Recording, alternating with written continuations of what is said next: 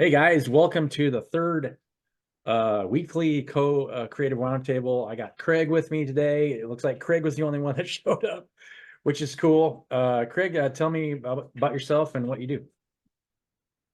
Yeah, happy to, Brian. I'm a life and career coach, kind of helping entrepreneurs and executives find their next level of success, get more clarity around what it is that they really want in life and why, and helping them create sustainable habits to set them up for success in all areas of life, whether that's their health and wellness, their careers, their businesses, their relationships with family or friends, and even a faith or spiritual component, because that's important to me as well.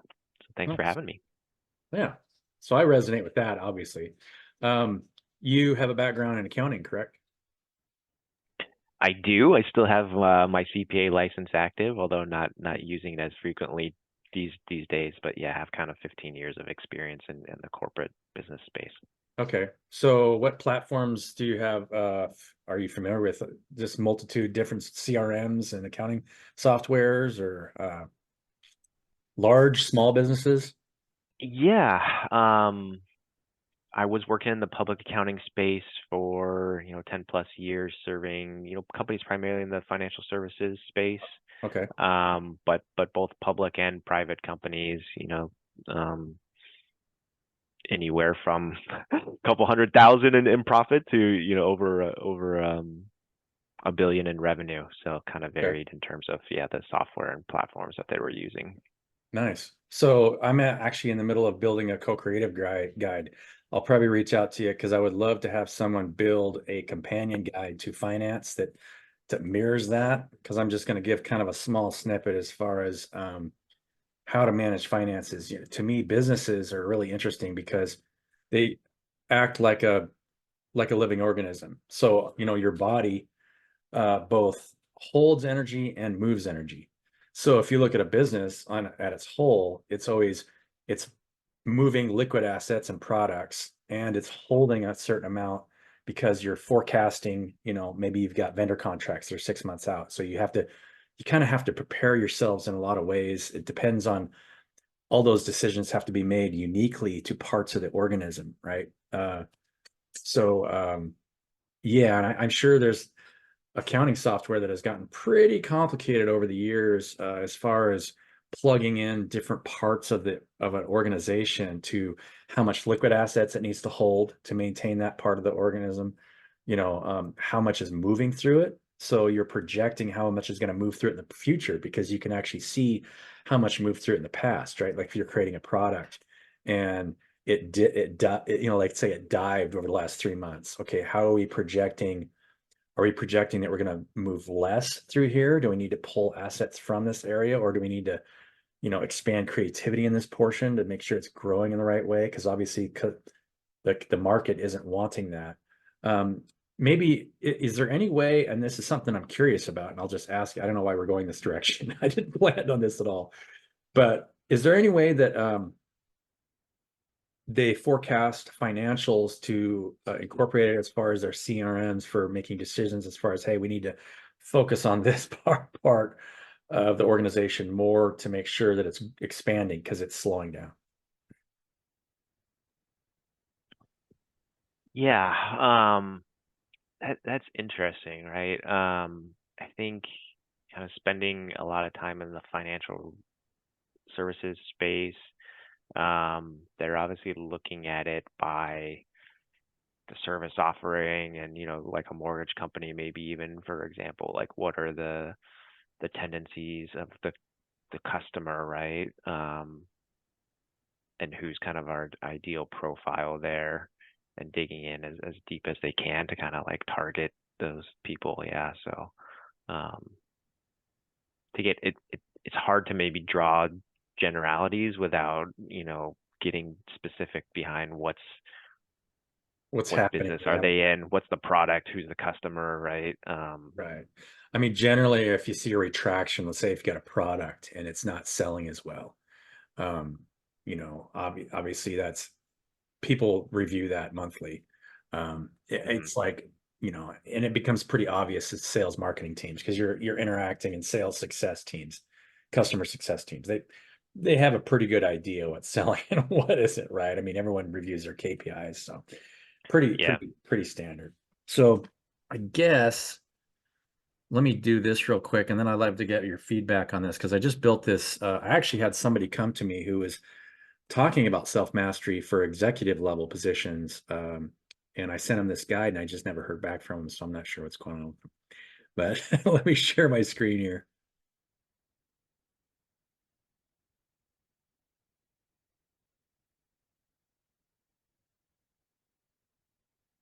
So,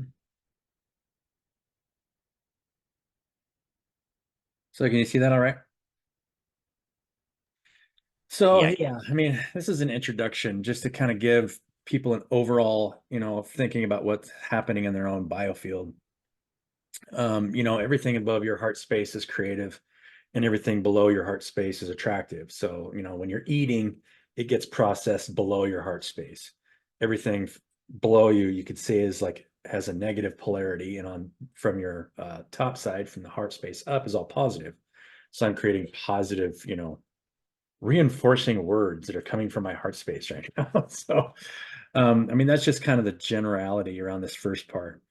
And instruction and best practices. So I went through instructions of best practices about self-discovery because you really have to learn about yourself. This is all about self-mastery and self-discovery. It's very difficult to go to school and have someone teach you about what you think you should be doing, right? So I appreciate you because you got a CPA, but you're actually more interested in helping people find what it is they want to do, right? I mean, because that's part of that process of self-discovery, right? And something that I Yeah. learned was there's nobody that can tell me what is right for me, right? What do I That's want? right. So first step, put yourself in service to the people around you altruistically. This is going to be very difficult. This is an understatement, right? Because when you're putting yourself in service to people unconditionally and altruistically, uh, you have to learn how to support your environment or it won't support you, right? I mean, it's uh, something very difficult to master. On top of that, you have to maintain, daily sets of exercises and meditation practices. And the reason behind that is as your awareness grows, because you're in contact with more and more people, your awareness grows. So if you're constantly having to transmute, let's say, negative projections, right? All of us have to learn to deal with people that are thinking negatively about us in social groups or the business community, or so let's say if you're involved in any kind of competitive atmosphere, you're trying to ground out somebody that's thinking negatively about whatever it is you're doing. So that process forces you to self-heal. You're in self-heal mode. So, they talk about this a lot, especially business coaches, consultants, but make it self-care. Self-care is so important to make sure that you're in the right state of mind because none of us can help one another if we're in a poor state of mind, right? You have to make sure you're taking care of yourself first before anything, or else you can't really help anybody else, right? So, learn to use the power of creation. So if you're uh, this is something that so many people have mastered. And I think we talked about it when I first had that first meeting with you a couple weeks back, how some of these people have really mastered uh, creating something that naturally attracts. That's when you're not in combat with yourself. You're not trying to sell yourself in any way actively. You're not trying to reach out to clients. It's when you start providing content that naturally attracts what the marketplace wants, that you're at an ease and flow in life, right? And that's how you're learning about yourself. You're learning that, hey, look, this is obviously what I have to offer. This is what people like that I'm offering, and you're just naturally attracting it. So, yeah, super important to be able to get to that point and transmuting all the negative energy, especially with yourself, because most of the people that you see that have gotten to that point have gone through their own process of self-discovery, and it was a long process. I mean, if you look at any success story out there, whether it's Cletus McFarland or Vice Grip Garage or any of these tarot card readers you see online that have huge followings, or whatever it may be, um, if you hear their backstory, they went through a long process of self-discovery and learning to make sure that But for a long time, you're not making money. So for that reason, you have to ground out negative projections of the people around you because you're doing what you love. Artists are a similar example. Let's say I want to, I just decide I want to learn to play the guitar, and I want to learn to play the guitar over the next 2 years.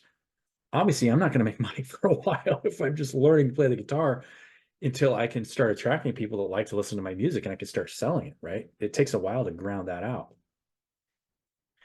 Um, that process forces you to do this, and this is something that isn't talked about that often.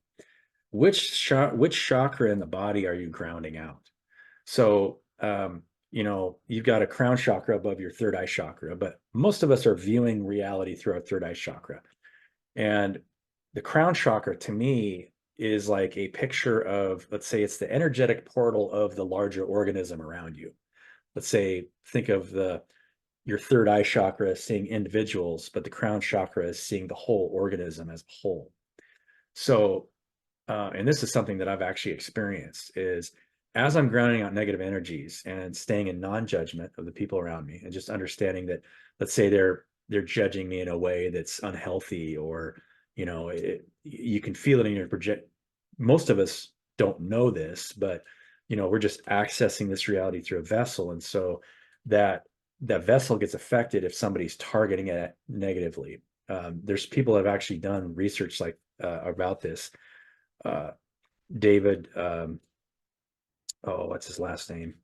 And he wrote a book about this where they did experiments. There's been multiple experiments done where somebody would set somebody in one room, set somebody in another room, and then just told them to think negatively about the other person. They could actually measure a a change in the energy of the other person. Actually drew electrical energy from the target if you were thinking negatively about them. So thinking negatively about somebody in your third eye chakra actually grounds the third eye chakra out and prevents you from accessing the crown chakra or seeing the bigger picture, right? Because you're not, let's say if I'm in judgment of somebody else, then I'm not really noticing the underlying, what's going on there and why maybe they're acting the way they're acting, right? It probably has nothing, obviously probably has nothing to do with me.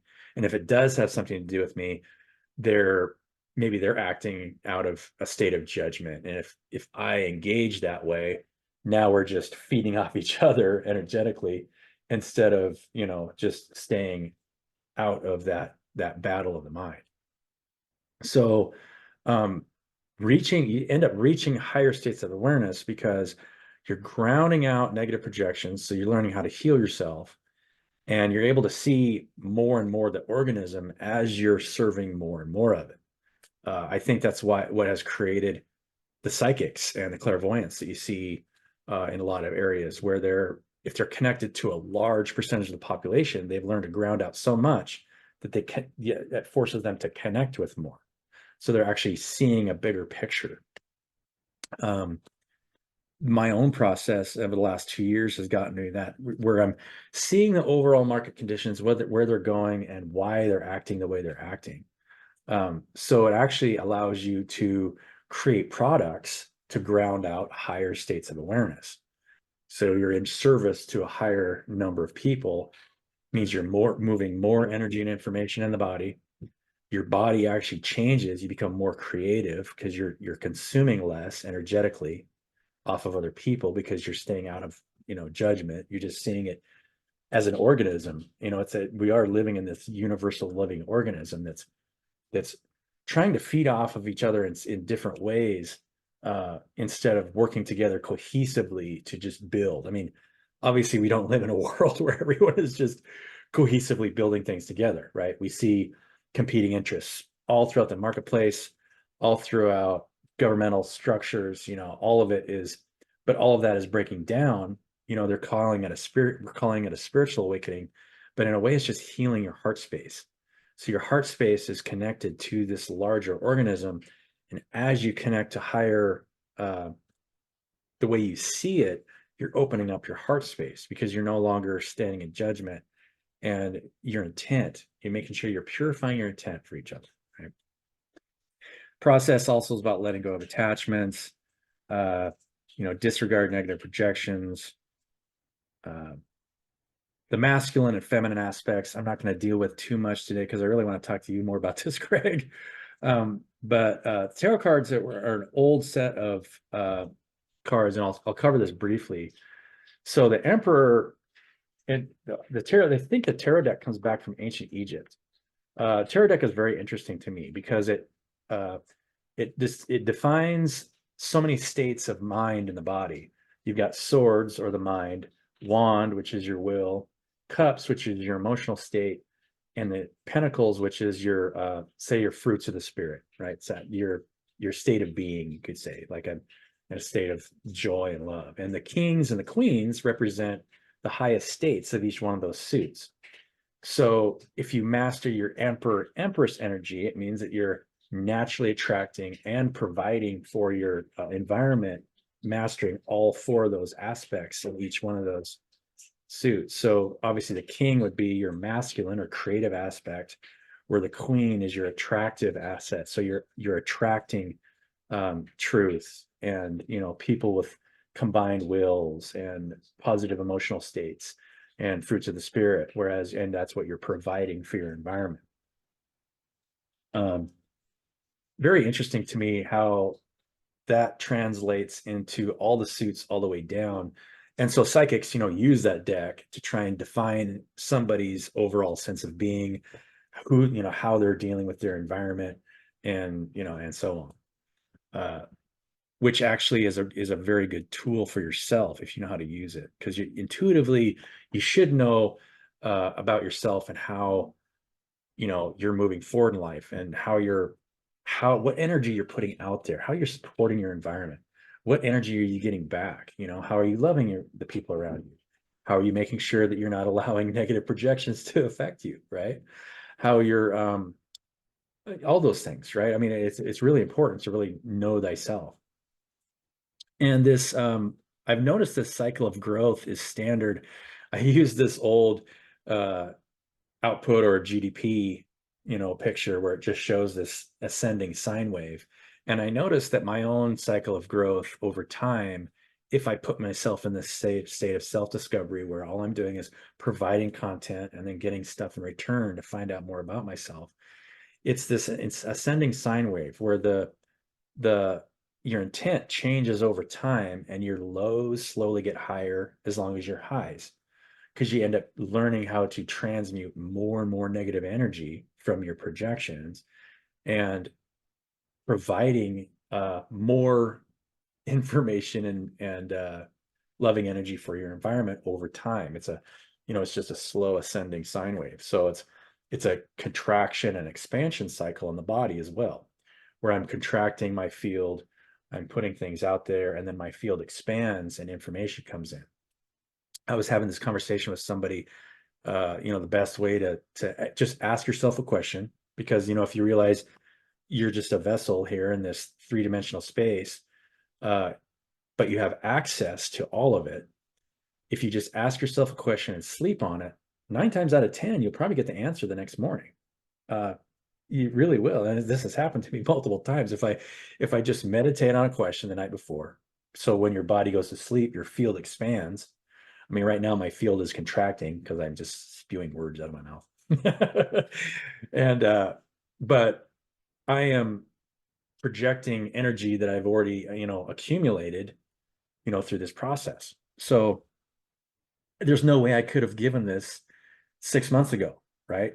Or even 8 months ago. I wouldn't have been able to build this worksheet just because I've been accumulating that and growing over time.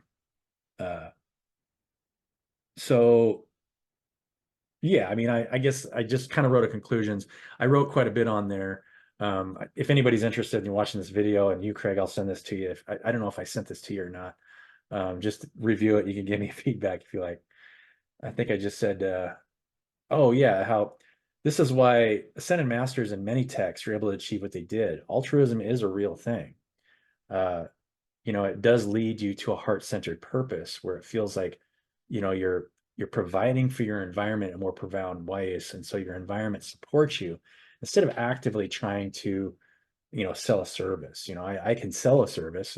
There's no problem with that. But if I see a difference in potential, Craig, like between you and I, and I say, look, I got something that you need, and so I'm going to sell it to you for this. I just grounded out my third eye chakra in a way. I'm trying to get a feedback from that service. And there's nothing wrong with wanting to help somebody, but cooperation and collaboration have fallen apart because of that, right? Because we're constantly trying to ground out a difference in potential between two people instead of trying to ground out a difference of potential between a large, if we're all connected in like a mutual system where we're all connected in equality, grounding out that whole system, you open up creativity in ways that I don't believe has really been unlocked yet. So yeah, get off of that. So yeah, I mean, that is really the purpose behind this co-creative roundtable that I started, just because I wanted to help people realize that if I'm trying to sell a service to you, I'm just grounding out my third eye chakra. I'm seeing a difference in potential between the two of us. Whereas we could create a product together, and the old business structures are still kind of grounding that out, right? Because you're creating all these difference of potentials between positions in a company. So in my mind, I don't think it should matter what somebody wants to do for a living. They have equal value. Somebody has equal value to me. I don't want to place more value on what somebody else wants to do versus what I want to do. And so I create, that's why I started this co-creative guy. I'm going to stop talking. I'd love to hear your feedback a little bit, see what you think. A lot to Yeah, take in. no, this I is know. it is, but it resonates with me. And I used to work with someone, and they had this kind of saying, are you an energy giver, or are you an energy taker? And that always kind of stuck with me, right? Like when you walk in a room, does the energy level go up or do Right. you suck the life out of the room, right? Yeah, And exactly. I do think there's, I can't explain the science behind it, but I think when you get, a large number of people in the same room and they're, on the same wavelength or whatever, like you can ascend to a higher level frequency. And Oh and yeah, you get that the right energy just group of just people. feeds off, right? Yeah. Yeah. And so I would have loved to be, just to add to Lynn, that post that she made left yesterday. I would love to be in those rooms where it's just creative mode and you're coming up with like a new animation, right? Can you imagine the people feeding off each other in different ways and figuring out what they're going to build? A lot of talented people there. You know, Pixar has created some of the most amazing films in the last 10 years, 20 years, for sure. They're definitely one of the leaders of animation uh, in our society. And it takes a talented people to do that and know how to work together as well. Because those are big team projects, for sure. But I always thought, and I made this comment on our post, I said, imagine what that would be like for Disney if they made every single one of those people co-owners and put them in a group decision making system where they just went in a direction with all that resource, went in whatever direction the group wanted to go in, and then started creating ideas for what to build for the marketplace. I think it would fall outside of entertainment. It would probably fall into. I always have a passion for tech, to basically open up the creative potential and making people more independent. Because all of us want freedom. So if you can build products, and that's part of the reason I wanted to build this product is because, um, I can, it may be my purpose to help other people, but if I can provide structure, but if I'm charging a service for an individual service, the only people that I can help are people with money. If I can provide a structure, then I can help people no matter who they are, because then I can help them work together to build what they want to build for themselves. I'm not helping people that don't, that just have money. I'm helping everybody. Doesn't matter if they have money or don't have money. And so to me, providing structure in relationships is one of the most powerful tools that we can do for each other to help each other grow, right? I mean, open up their heart space, make people feel like they're providing for each other. I think that's a powerful tool. Yeah. just smiles, right? Yeah, no, it's deep level stuff, right? The self discovery, self reflection, like you said, that can take years, decades even, right? Yeah, it really And does. not something that honestly I feel like a lot of people sit down and commit the time to, right? And I love what you said about, because I've experienced this myself, you ask yourself a deep question right before you go to bed, right? You try to sleep on it, and I agree. A lot of times you do find the answer. I think that the flip side to that is I haven't slept as well those nights, Right. Yeah. but your mind Agreed. is Ah. your mind is working, and yeah, I truly believe better questions lead to better answers and better results and a better life. So Yeah, for sure. And it's always amazed me that because it and I feel this coming off of us, and I've talked to other pretty successful businessmen, people that have been consultants for years, right? Speakers that have been consultants for 20 years. And I can tell that it always hurt them a little bit not being able to provide something for people that didn't have enough money to afford what they were offering, because you're trying to take care of yourself, trying to take care of yourself and your family. But sometimes the people that have the most need are the people with the least amount of money, right? Especially like right now, you've got a lot of, the mental health crisis from colleges are going up because there's not availability in this corporate world right now to for those guys. There is nothing that I would love more than to be able to provide those guys with something so that they could emulate what Steve Jobs did, or what Microsoft did when because those were just college kids coming out of college, right? I mean, those were just guys that figured out, hey, let's build this, let's build computers, let's build this or that. And they took over the market because it was a new idea. Those guys didn't come up with new ideas working for somebody else.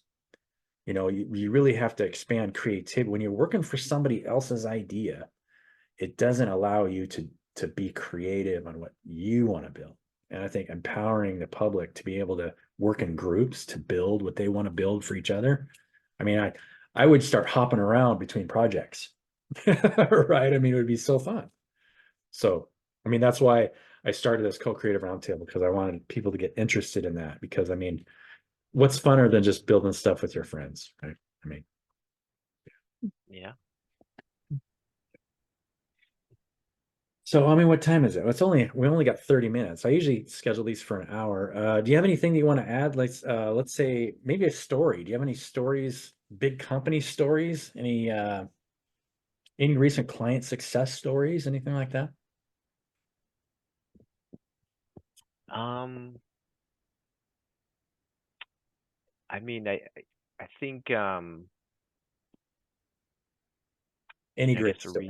I love hearing a stories. recent kind of client success story. Yeah, I was working with someone who was, working corporate America at a tech company, um, and had bigger kind of aspirations, and kind of went through that self-discovery process of what is it that he really wants, like what's his vision for his future, right? And for him, that was kind of building this real estate empire to create kind of like unique um short-term rentals that would allow, friends and family to have kind of a curated, one-of-a-kind experience, right? So when you travel, um, the memory really sticks with you, right? So kind of helping him through that transition process out of corporate America and to kind of launching into entrepreneurship and taking that fearful plunge of, giving his resignation and really really kind of dictating for himself like what's his ceiling, right? Like don't let someone else um put you in a box and determine kind of what your full potential is, what Yeah. your ceiling is. So that's kind of been fun to see. But yeah, I think what you're saying about creating a structure, creating a framework for people, um, resonates with me, right? Because it is about kind of, giving back and serving others and helping them. And I don't want to be I don't want to prohibit that just because someone doesn't have the funds to pay for some kind of service that I'm offering, right? Yeah. Not only that, but when you think about the bigger picture, all of us want freedom, right? Uh, there isn't anybody that wants freedom in their day-to-day jobs, but we want freedom to do what we really love to do. And that potential gets limited if you're always as an individual. I can write books, I can write guides like I'm writing now. I could start a YouTube channel and read cards. I can I can do 1,000 different things as an individual, but as a group, and if you structure the group correctly, where people never want to leave it, and it just expands exponentially because we all have the same interests and same incentive to build together. When it's not, we're all making decisions together. That to me, that's like the creme de la creme of co-creative fun because uh, now you have with more people, you have more resources and you can split up tasks. I don't have to try and sell, if the everyone is, doing 2 hours of marketing a week, then that group gets marketed way more than any individual would have to try and market themselves, right? And that's why individuals now mostly are just marketers selling marketing. Unfortunately, it's you're trying to find a way to sell yourself, and so most of the time you just end up becoming a marketer, selling marketing for somebody else, who's selling marketing for somebody else, and it's just like nothing's being created. We the only and so the products, the gross national product is actually going down for that reason. And I think a lot of people don't understand that underlying dynamic. That's really the underlying dynamic of what's happening now, is that we're just healing the heart space, on a collective level, where people are going to learn how to work together. And I really believe in the sayings. If you're a faith-based person, ask and you shall receive, and that goes both ways, right? I never felt like I would not do something that somebody asked me to, as long as it didn't harm me or somebody else, right? Obviously, I don't want to jump off, and fall into a pit of spikes or something, you know, I've always lived by that, and I think that really creates freedom, and you learn about a lot about yourself, what you can and can't do, you know, and then you have to learn how to say no a lot because people will keep asking and asking. It's like, so I got to take care of myself today. Sorry, I just can't do it. Um, yeah, but I'm sure you can speak on that topic a little bit, right? I mean, yeah, Yeah, no, I mean, I think whole concept around community, connection, unity, we were designed to do life together in community. I think, one of the true joys in life is kind of human relationship and just exploring those synergies and the overlap and how we can support and add value to each other and collaborate and co-create. There's definitely, yeah, power in unity and relationships. And kind of having that mindset of where are these opportunities to collaborate with others versus like that comparison that you were talking about between, yeah, sizing ourselves up and viewing it like, oh, this guy's my competition, or um, but we're in the same space, so it doesn't make sense for us, what collaboration is there going to be there, right? We're just competing against each other. So yeah. And something I found, like I can have the greatest idea in the world, but if I can plug it into a group of people, there's always somebody there that's going to think of something that is going to either add to it or make it better in some way, either at how it gets applied or how that idea expands into like a bigger idea. Or, yeah, I mean, there's nothing better than building stuff like that with your friends. How uh, how big is your family? Do you have siblings? I just have one sibling and I've got two children myself. Yeah. Okay. Your children get along all right? One's a boy and one's a girl. They're about 3 years apart. They get along well sometimes, but a lot of the time, there's bickering going on. Oh yeah. I've had both. I've had both. I had younger kids and older kids, and the younger kids, they were like peas and carrots. Corbin would ride on Sam, they were a boy and girl, and Corbin would ride on Sam out in the front lawn, out on we had this big long gravel driveway, and she would run on a gravel driveway on her hands and knees with him riding on her back. I mean, her knees were just all scabs and stuff, but I mean, they toughened up.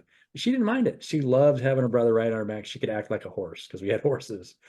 And I had older kids, exact opposite. I mean, you couldn't get those two to play together. I mean, they would play together a little bit, but nothing like the two younger kids. It's funny how, and all kids are different, you know.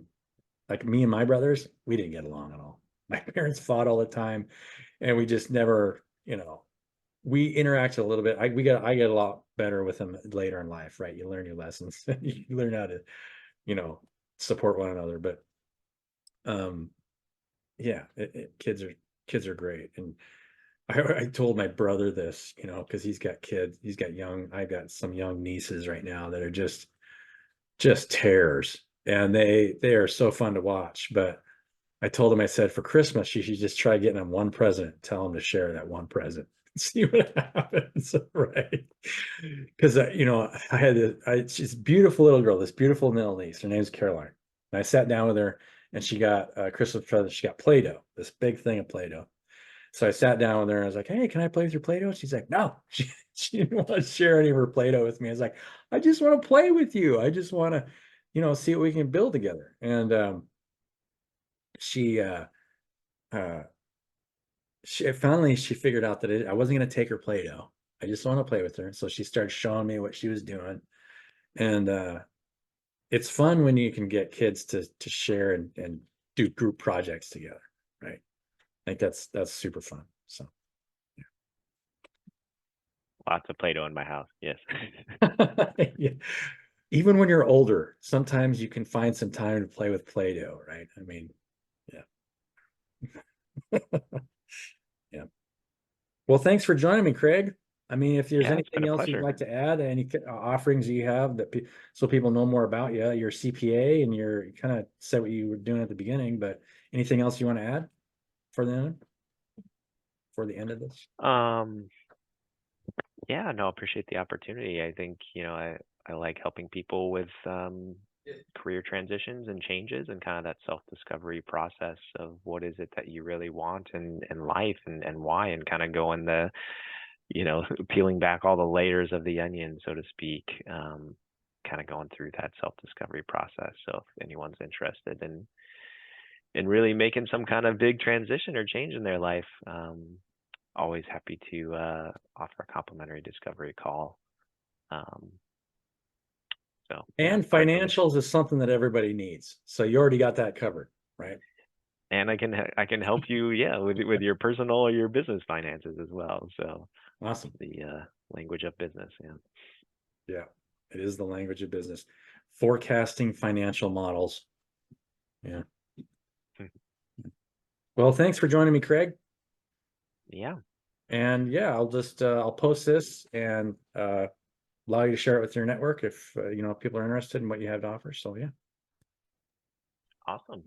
Appreciate it, Brian. It's been yeah, fun. have a good one.